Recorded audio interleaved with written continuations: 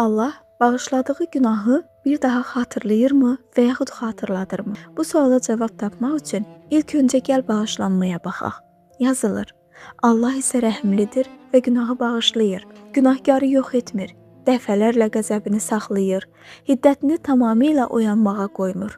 Deməli, bu sözlərə görə Allah bəşəriyyətə və insanlara rəhm edir və biz yox olmayaq deyə bizi bağışlayır.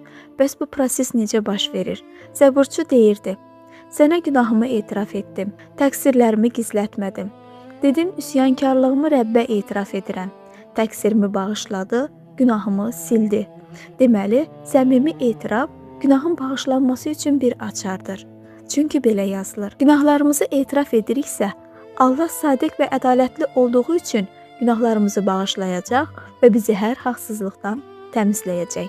Deməli, etiraf edən zaman Allah öz sədaqəti ilə bağışlayır və bizi təmizləyir.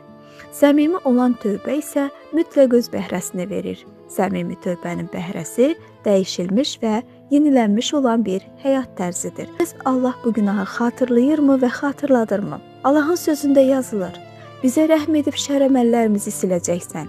Bütün günahlarımızı dənizin dərinliklərinə atacaqsan. Deməli, Allah bizim günahlarımızı silir və dənizin dərinlikləri kimi çox dərinlərə atır onu. Mənəm öz xatirimə sənin günahlarını silən. Bəli, mən sənin günahlarını yada salmaram. Bu söz isə bizə göstərir ki, Allah bizim deyil, öz xatirinə bizim günahlarımızı silir və əsla xatırlamır.